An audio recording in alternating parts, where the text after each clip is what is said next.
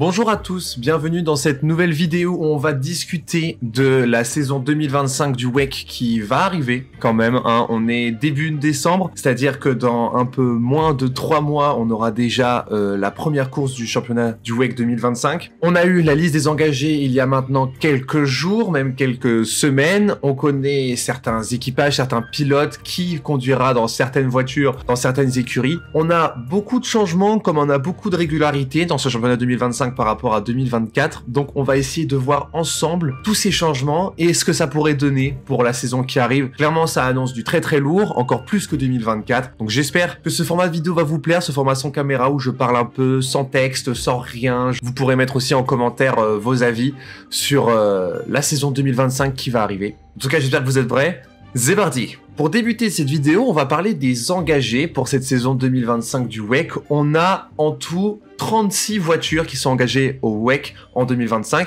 18 LMGT3 qui sont d'ailleurs passées à la couleur verte, et on a aussi 18 hypercars, un peu comme l'année passée, mais les choses sont remodelées. On verra bien ce qui s'est passé pendant l'intersaison. Il y a quelques dingueries, ça c'est sûr. Commençons par le LMGT3, et on va déjà mettre en avant qu'il y a toujours 9 constructeurs, 2 voitures par constructeur engagées par une ou 2 écuries. Ça peut arriver, notamment dans le cas d'Aston Martin l'année dernière, et c'est encore le cas cette année. Bref, on va revenir dessus. Et on va d'ailleurs commencer par Aston Martin en LMGT3, qui ont toujours l'Aston Martin Vantage AMR Evo, qui est une voiture qui a très bien fonctionné l'année dernière. Il faut être honnête, on a quand même une voiture qui a gagné à Kota aux États-Unis, donc c'est pas mal, et surtout c'est une voiture qui a fait quelques podiums durant la saison, donc on peut souligner ses bonnes performances. On a toujours la numéro 27 du Heart of Racing Team avec comme pilote bronze Ian James, c'est le seul pilote qui est annoncé pour l'instant sur cette voiture, et on a la numéro 10 du Racing Spirit of Le Mans. Donc oui, on n'a plus la 777 du D-Station Racing, ça y est, c'est terminé pour cette voiture, on ne la reverra plus alors qu'elle était magnifique. Mais c'est une voiture qui va se concentrer plus sur d'autres séries plutôt que le WEC. Le budget était peut-être trop grand, le niveau était peut-être trop grand lui aussi. Donc on peut dire au revoir aux D-Station qui ont fait quand même pas mal d'années de loyaux services au WEC.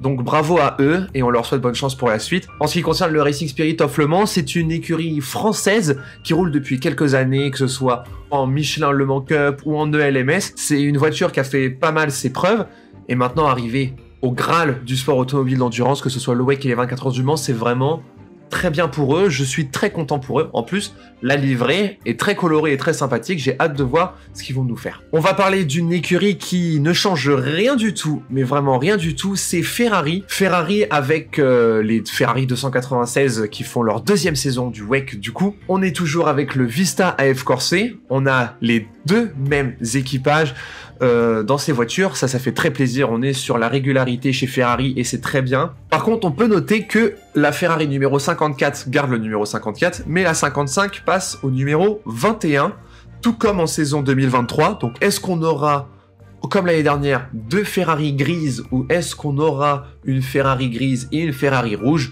Ça, on verra bien quand les livrets sont révélés, mais ça ferait un peu de changement, ce serait sympathique. Les Ferrari, par contre, c'était la valeur sûre de cette fin de saison du WEC l'année dernière. Les 2 dernières manches de la saison sont remportées par des Ferrari.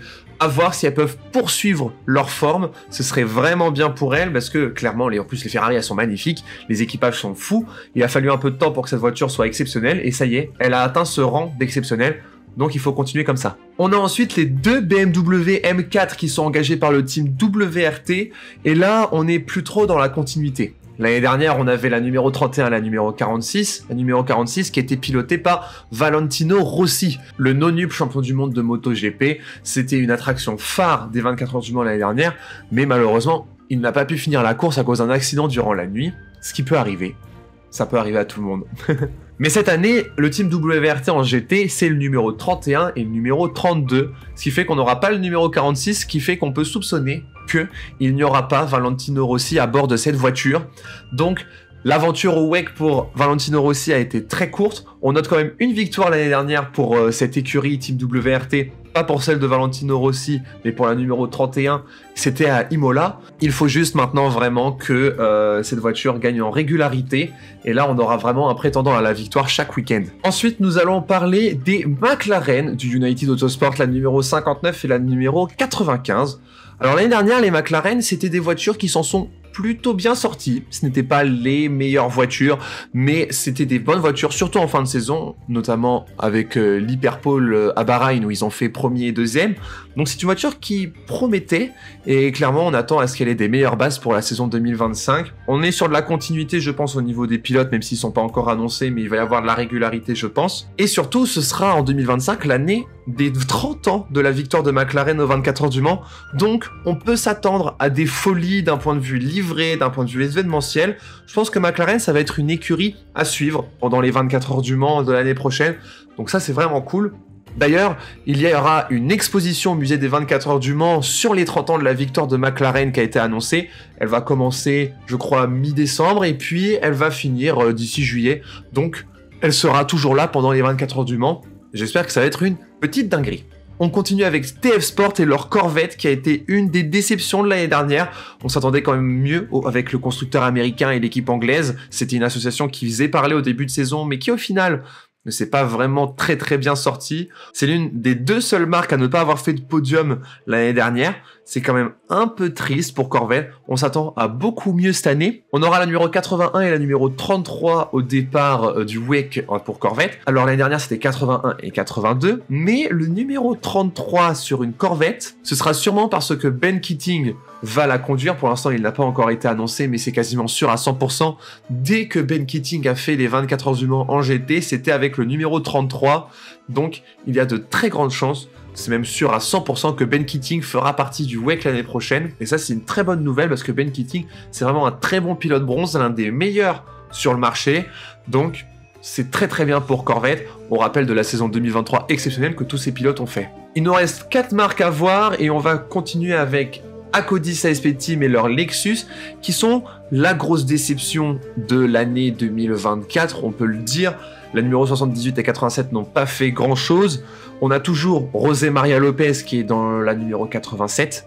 On s'attend à du mieux quand même de la Lexus et de l'Acodis. D'ailleurs, ce sera la dernière saison de la Lexus RCF telle qu'on la connaît. Elles apporteront leur évolution d'ici 2026 qui s'annonce assez sympathique, assez exceptionnelle. Donc, dernière année avec cette voiture, on s'attend à du mieux, peut-être plus de régularité, plus de performance. Et là, on aura en plus un autre constructeur très grand qui pourra venir s'installer sur les plus hautes marches du podium, on l'espère.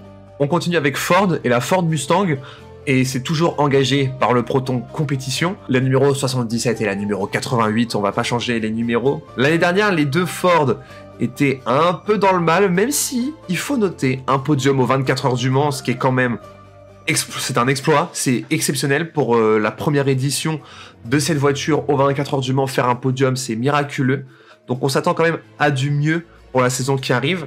Ce qui est sûr, c'est qu'elles n'auront pas les mêmes livrets parce que les sponsors des pilotes bronze vont sûrement changer. En tout cas pour la 77, c'est sûr.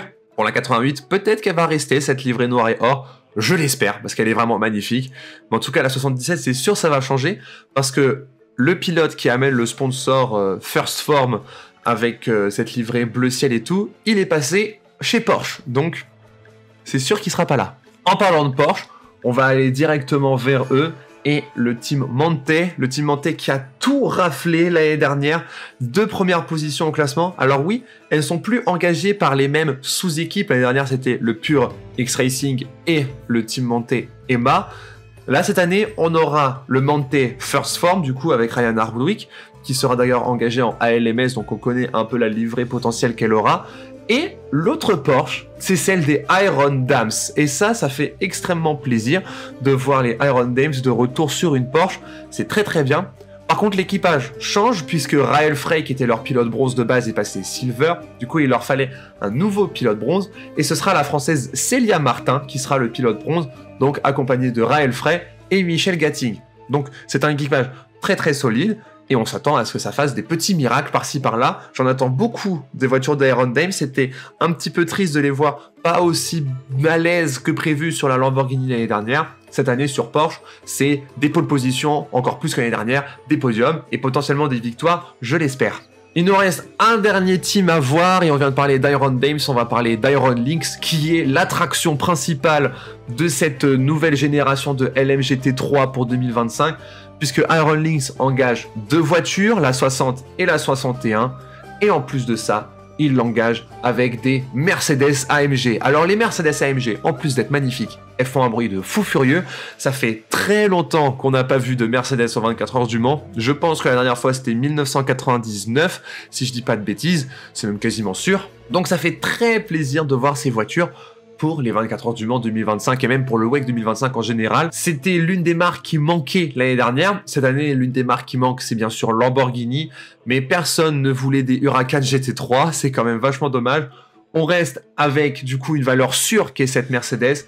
Iron Lynx qui peut engager 2 voitures, je pense, grâce à l'invitation qu'ils ont eue aux 24 heures du Mans avec leur titre en LMGT3 sur la grille de l'ELMS, ça c'est sûr, je pense que ça a dû jouer, et ils ont utilisé leur invitation pour engager en prime une voiture pendant le WEC 2025. On a donc, ça y est, ces 18 voitures pour le LMGT3, c'est vraiment une belle grille, qui ressemble beaucoup à celle de l'année dernière, mais avec quelques changements quand même, donc c'est sûr de la régularité, mais en même temps, quelques petites nouveautés qui font plaisir, et ça c'est trop bien. Passons maintenant à la catégorie que tout le monde veut voir, la catégorie où tout le monde veut être, la catégorie où tout le monde veut gagner, les hypercars. En hypercar, on a donc 18 voitures, tout comme l'année dernière, en fait, si on enlève Isotta Fraschini. Mais il y a quand même quelques changements dans ces 18 voitures qui font que ça change un peu tout. L'une des règles principales qui a changé, c'est la fameuse règle de 2 voitures obligatoires engagées officiellement par constructeur, qui fait que Cadillac, c'est sûr, ça a changé. Lamborghini, qui pouvait engager qu'une voiture financièrement parlant,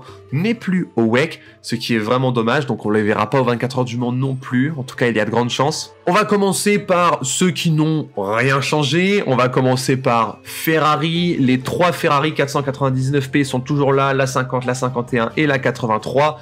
Les équipages de la 50 et de la 51 n'ont pas changé. Ces 2 voitures, je rappelle, ont gagné les 24 heures du Mans. Et la numéro 83, on a toujours Robert Kubica et Yefeye, mais à la place de Robert Schwartzman, on a Phil Hanson qui était avant sur une des Porsche Jota. Phil Hanson qui est un pilote très bon, mais qui fait quelques erreurs quand même, donc on s'attend à ce qu'il soit un peu plus régulier sur la Ferrari.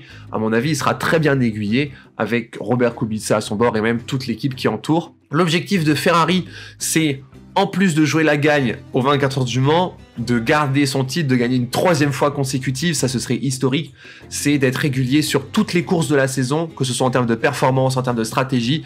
C'est ça l'objectif de Ferrari. Ça fait 2 années qu'ils sont vraiment la 2e force du plateau à peu près, voire la 3e. Maintenant, faut concrétiser, et il faut gagner ce titre du WEC. Ce serait ultra important pour eux, surtout après avoir gagné 2 fois les 24 heures du Mans quand même. En parlant des champions, on va parler de Toyota qui, eux, ne changent rien. Numéro 7, numéro 8, même équipage pour la 7, même équipage pour la 8. C'était très solide l'année dernière, ils ont eu le titre constructeur, donc forcément, ça joue. Maintenant, il faut essayer de jouer la gagne aux 24 heures du Mans. Il faut qu'ils se rattrapent, il faut qu'ils récupèrent leur titre. Ils n'ont pas le choix. On continue avec du coup les véritables champions équipes. On parle de Porsche avec la numéro 5, la numéro 6 engagées officiellement. Et là, on a quelques changements. Déjà, le Porsche, ils ont pris que 2 pilotes pour la saison régulière et il y en aura un 3e qui se rajoutera pour les courses de plus de 6 heures. Sur la numéro 5, les 2 pilotes sont Julien Andlauer et Michael Christensen. Julien Andlauer qui est enfin promu chez Porsche officiel. Ça, c'est quand même un truc de fou, bravo à lui. Et le pilote qui accompagnera Michael Christensen et Julien Andlauer sur la numéro 5 sur les courses de plus de 6 heures, et donc aux 24 heures du Mans, ce sera Mathieu Jaminet. Sur la numéro 6, la voiture qui est championne pilote, on a Lorenz Venter et Kevin Estre, et le pilote qui complétera cet équipage lors des courses de plus de 6 heures, ce sera Matt Campbell. Honnêtement, l'équipage de la numéro 6, c'est exceptionnel. C'est vraiment un truc de fou. L'objectif de Porsche officiel cette année, c'est de concrétiser ce qu'ils ont fait l'année dernière, c'est-à-dire jouer les podiums / les victoires à toutes les courses, mais c'est surtout gagner Le Mans. C'est ça l'objectif principal de Porsche l'année prochaine, aller enfin chercher cette fucking 20e victoire. Ils n'ont pas le choix, et ça va être ultra important. Le vrai changement pour Porsche par rapport à l'année dernière, c'est qu'ils n'ont plus 5 voitures, mais 3, car le team Jota, on va en parler un peu plus tard, mais le team Proton est toujours là, avec la numéro 99. On sait que Nil Yanni sera toujours de la partie, Nil Yanni qui est vraiment un très bon pilote, mais on n'aura pas Harry Ticknell parce qu'il est sur un autre projet, on va en parler après, et Julien Andlauer est parti aussi. Donc, je ne sais pas trop quel équipage va avoir la Porsche Proton. On a quelques rumeurs par-ci par-là, mais moi je sais pas trop. J'avoue que c'est un peu en dents de scie, je me demande ce que ça peut être. Mais la Porsche Proton, il faut qu'elle soit beaucoup plus solide que l'année dernière, ça c'est sûr. L'année dernière, c'était 13 petits points marqués et une 15e place au championnat pilote. Donc là, faut se ressaisir un petit peu, faut être meilleur, peut-être essayer de chercher encore plus les performances des Porsche officiels. Je pense que c'est largement atteignable. Et oui, le team Jota n'est plus chez Porsche parce qu'en fait, ils sont partis chez Cadillac avec la Cadillac V-Series R. 2 voitures, la numéro 12 et la numéro 38. On s'attend à ce que l'association des deux parties Cadillac et Jota soit monstrueux. On connaît l'identité des 6 pilotes, on ne connaît pas encore l'identité des 2 équipages par contre. Mais on a du très lourd. Bourdet, Bamber et Lynn qui viennent de chez Cadillac. Et Stevens, Button et Nato qui viennent de chez Jota. Ça va annoncer du très très lourd. Est-ce qu'ils vont faire une Cadillac Jota, une Cadillac du Cadillac Racing? Ça, c'est la question. Je ne pense pas que ce soit la chose la plus productive. Je pense qu'il faut un peu mixer. Mais en tout cas, ça envoie du très très lourd Cadillac en 2025 pour le WEC. J'en attends énormément. Peut-être jouer les victoires, jouer le titre, jouer la gagne aux 24 heures du Mans, je pense que c'est possible. On continue avec Alpine. Alpine et les 2 A424, toujours la numéro 35 et la numéro 36. On a quelques changements au niveau des pilotes. Au revoir Mathieu Vaxivière et on avait déjà dit au revoir à Nicolas Lapierre juste avant la dernière manche du WEC à Bahreïn le mois dernier. Et on accueille Jules Gounon qui est enfin pilote à temps plein et Fred Makowiecki qui vient de Porsche. Clairement, ça fait ultra plaisir. Je me demande comment les équipages vont être mixés. On a toujours Paul Louchatin, Charles Milesi, Ferdinand Habsburg et Mick Schumacher qui sont les 4 autres pilotes qui sont toujours là de l'année dernière. On peut faire des équipages de fous dans ces Alpines. Clairement, l'objectif d'Alpine cette saison, après avoir fait une saison de reconnaissance qui est plutôt réussie, même très réussie, maintenant, faut viser les victoires, les podiums à chaque course. Et là, on aura vraiment un projet ultra solide. Parlons maintenant des BMW, toujours engagés par le team WRT, la numéro 15 et la numéro 20, toujours. BMW l'année dernière, ils se sont très très bien relevés depuis le début de saison. Ils ont sûrement la courbe de progression la plus belle du WEC de l'année dernière. Ça c'est indéniable je pense. Mais il manque encore quelques petits trucs pour assurer les gros points à chaque fois, aller chercher des podiums, des victoires. On est sur de la continuité au niveau des pilotes, on dit juste au revoir à Sheldon van der Linde, ça c'est sûr, mais on ne connaît pas l'identité du 6e pilote, même si des rumeurs tombent sur un certain Kevin Magnussen qui pourrait revenir de chez ASF Team, qui arrête donc la Formule 1 là ce week-end, et qui va passer du coup chez BMW en hypercar. Ce serait une bonne chose, il a de l'expérience déjà en endurance, il a fait des bonnes choses en LMP2 et il a également fait des bonnes choses en IMSA avec Cadillac. Donc clairement c'est une valeur sûre Kevin Magnussen, je pense que ça lui irait très très bien l'endurance de très très haut niveau. Donc moi je serais content que BMW puisse faire des meilleures choses, là je serais vraiment ravi. Avant-dernier constructeur engagé en hypercar, on a Peugeot avec toujours 2 9X8, celle avec l'aéro arrière bien sûr, la numéro 93 et la numéro 94. Les pilotes ne changent quasiment pas, on a juste une arrivée avec Malte Jakobsen qui est promu chez Peugeot officiel et on dit au revoir à Nico Müller. On ne connaît pas encore comment les équipages sont façonnés non plus, ils seront annoncés d'ici quelques semaines, quelques mois. Mais Peugeot, ça y est, leur phase de mou est passée, la numéro 93, elle, a fait une fin de saison très bonne et a quasiment fait un début de saison parfait avec sa 2e place, mais a dû abandonner à un tour de la fin. Je m'en remets toujours pas. Mais Peugeot, ça y est, c'est fini, il faut qu'ils arrêtent les conneries, maintenant c'est bon, c'est officiel, faut que le programme soit vraiment mis en avant, faut qu'il soit vraiment bien fait, faut qu'il soit solide à toutes les courses, qu'il soit préparé. Ils savent maintenant comment fonctionne cette voiture, il faut la réguler et faire en sorte que ça puisse jouer les gros points chaque course. Et vraiment, ça ce serait vraiment très bien pour Peugeot. Ils ne peuvent plus être la dernière force du plateau. S'ils sont encore la dernière force du plateau cette saison, ça annonce du très très mauvais pour 2026. Je pense que si Peugeot rate en 2025, c'est terminé. Donc vraiment, faut vraiment qu'ils fassent tout à la perfection. Et je pense qu'ils en sont capables. Il nous reste un dernier constructeur à voir et c'est le petit nouveau de cette année avec Aston Martin et l'Aston Martin Valkyrie. Clairement, ce projet, ça annonce du très sérieux parce qu'ils font des tests dans tous les sens. Ils roulent avec cette voiture comme jamais ils ont roulé auparavant. Ils veulent être compétitifs dès le début. Ça m'étonnerait pas que ce soit la dernière force du plateau en début de saison. Ce serait même très logique, ce serait même surprenant que ce soit pas le cas. C'est la seule hypercar non hybride qu'il y a sur la grille de départ. Clairement, moi j'ai confiance en ce projet, beaucoup plus confiance qu'en Lamborghini, par exemple, Donc je préfère voir Aston Martin que Lamborghini engagé dans cette catégorie. Harry Tincknell et Alex Riberas sont pour l'instant les seuls pilotes qui sont annoncés dans ces voitures, mais on peut connaître l'identité de certains autres pilotes, je pense à Marco Sorensen, je pense à Niki Tim, qui sont des pilotes exceptionnels, qui ont accompagné Aston Martin Racing pendant très longtemps. Donc, on peut s'attendre à des dingueries niveau équipage aussi chez Aston Martin. La numéro 007 et la numéro 009 seront de la partie, et j'ai hâte de voir ça. Ça y est, donc, j'ai fait le tour des 18 hypercars qui animeront la catégorie pendant la saison 2025. En point fort, je dirais vraiment qu'on a de la diversité. On a pour moi que des projets sérieux, des projets qui veulent jouer la gagne tout le temps. Parce que Lamborghini, c'était bien drôle, mais on les voyait jamais d'un point de vue compétition, on les voyait jamais à la télé, ils étaient jamais solides. Donc là, cette saison, je pense qu'il va y avoir que des dingueries, que des voitures qui peuvent jouer au moins le top 5 à chaque course. Je pense que la saison prochaine sera irrespirable d'un point de vue suspense. Et ce sera vraiment génial. Un petit point faible par contre, je mets qu'il y a que seulement 2 voitures engagées en privé, qui est la numéro 83 et la numéro 99. Donc seulement 2 voitures pour le championnat du monde des équipes.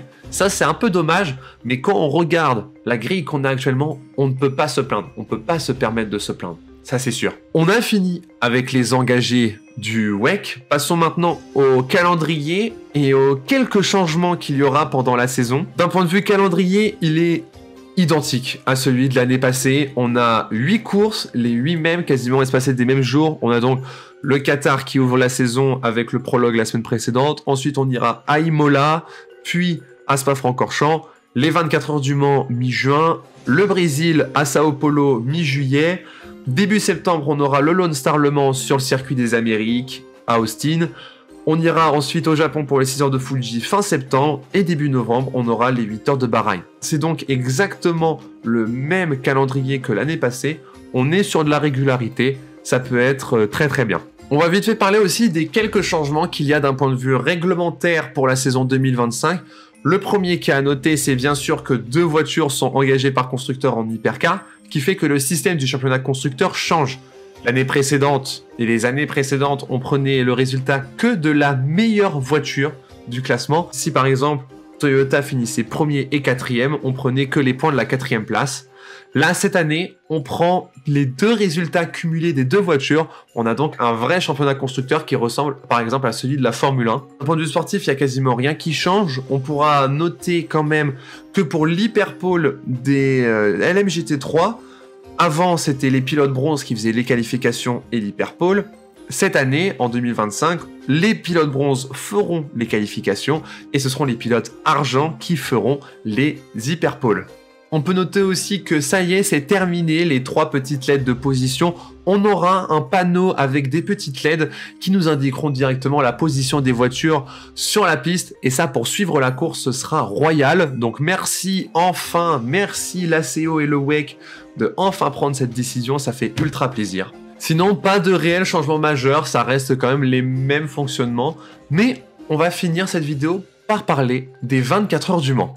Parce que oui, on connaît déjà 36 voitures qui font les 24 heures du Mans. Il nous en manque donc 26. Et quelle peut être l'identité de ces 26 voitures qui vont faire le Mans l'année prochaine? Déjà, on sait que 15 places sur la grille de départ seront réservées au LMP2. Donc ce qui fait qu'il ne reste plus que 11 places. Et là, on verra un peu plus tard. On connaît déjà l'identité de 6 voitures qui feront le Mans en plus des 36 voitures annoncées. Ça, c'est sûr, c'est ceux qui ont déjà reçu une invitation. On pense au Porsche Penske Motorsport qui est champion de l'IMSA l'année dernière. Donc ils vont rajouter la numéro 4 sûrement comme l'année passée. Et en pilote, on aura sûrement Felipe Nasser et Nick Tandy qui font que les championnats américains. Il nous manque juste l'identité du 3e pilote de cette voiture. Et beaucoup de rumeurs disent que ça y est, ce sera enfin la chance de Sébastien Vettel de faire les 24 heures du Mans. Et en vrai, j'y crois. En LMP2, on connaît déjà 5 des 6 invitations qu'il y aura. On a d'abord l'AO by TF, la numéro 14, qui est championne de la LMS l'année dernière. On a ensuite l'Inter-Europol Competition, la numéro 34, qui est vice-championne de l'année dernière. On a ensuite le RLR Motorsport, qui est champion du LMP3 en ELMS l'année dernière aussi. Et on a la F-Corse, la numéro sûrement 183, vu que le 83 est déjà pris, pour la championne du LMP2 Pro-Am en ELMS l'année dernière. On connaît pas encore l'identité de la voiture qui est championne de l'Asian Le Mans Series, ça on le sait pas encore. On va attendre bien sûr la fin du championnat, c'est-à-dire mi-février. Et on a une dernière invitation pour le pilote Nick Bull qui a remporté le Jim Truman Award en IMSA, qui récompense le meilleur pilote amateur de l'année passée en LMP2. L'année dernière, il était sur une voiture de l'Inter-Europol Competition. Alors, est-ce que ça veut dire que on va le mettre automatiquement sur la numéro 34 qui est déjà invitée? Ça, je sais pas. Ou est-ce que Nick Bull va ramener sa propre voiture qui ne sera pas désignée par l'Inter-Europol Competition? Ça, je ne sais pas non plus. Ou potentiellement, on aura deux voitures de l'Inter-Europol Competition engagées, la numéro 34 et la numéro 43, comme ils ont l'habitude de le faire. Ce qui fait qu'il nous reste 9 places en tout pour le LMP2. Donc, on aura sûrement des voitures qui sont habituées des 24 heures du Mans, qui seront de la partie, encore une fois. Je pense au Panis Racing, au Cool Racing, qui est devenu CLX Motorsport d'ailleurs, Lead Export, l'Algarve Pro Racing, United Autosport, le DKR Engineering. On a vraiment une liste de voitures qu'on connaît beaucoup.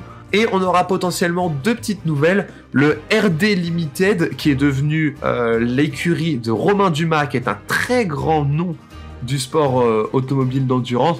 Donc je pense que cette voiture sera invitée, surtout que cette voiture fait l'Asian Le Mans Series là cette saison. Et on aura sûrement aussi la LMP2 du pur X-Racing, la voiture qui a tout dominé l'année dernière au WEC. Donc je pense que pour les remercier de leur saison, ils vont être invités en LMP2 vu qu'ils s'y sont engagés pour la LMS. Donc on peut avoir beaucoup de choses en LMP2, ça c'est sûr, et toujours une grille tout aussi incroyable.